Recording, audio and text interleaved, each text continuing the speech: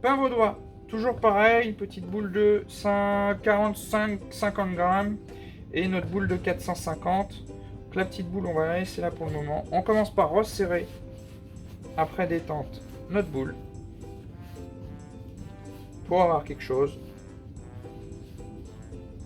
de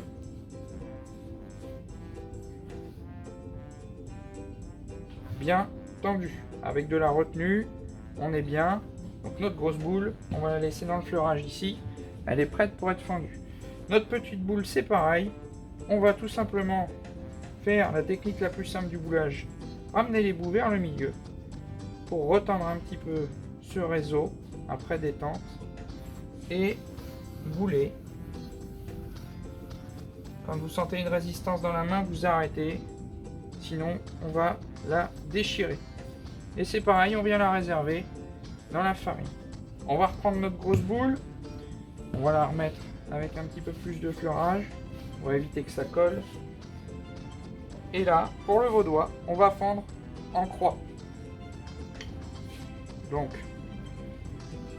comme ceci.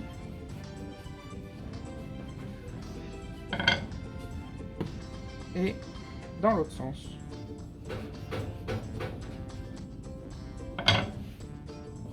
Car il ne faut pas que ça colle.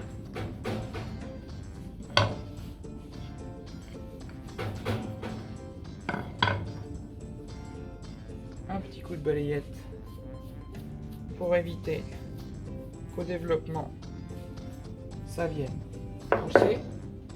Vous pouvez mettre aussi un léger coup d'eau pour enlever la farine superflue. Et on va venir mettre notre petite boule bien répartie.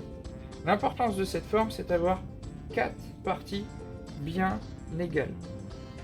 Et on peut revenir serrer et venir mettre sur couche notre vaudois. Voilà.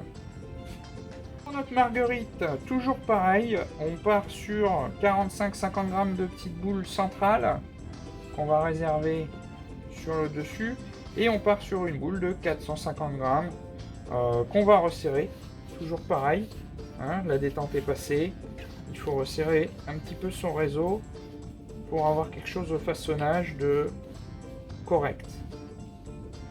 Voilà. La marguerite, c'est très simple, c'est comme le vaudois, sauf que on a 3 coups de tourillon à donner pour fendre notre produit et faire les pétales de notre petite fleur. Donc on vient légèrement fleurer, fariner même. On reste dessous aussi bien fariné pour pas que ça colle. Et là, au lieu de partir directement comme ceci, on va venir justement faire un croisé d'abord. Donc on croise comme il faut.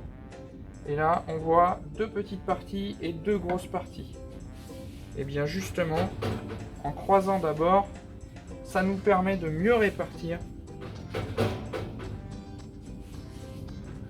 notre pâte sur nos produits.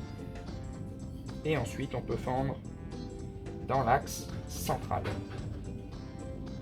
Attention, si ça colle, pensez à fleurer votre produit. Le refendre comme il faut sur chaque partie.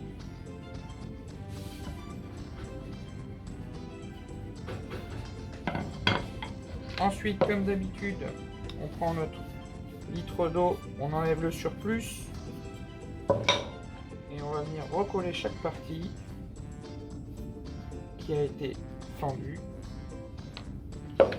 Mettre notre petite boule qu'on va resserrer gentiment.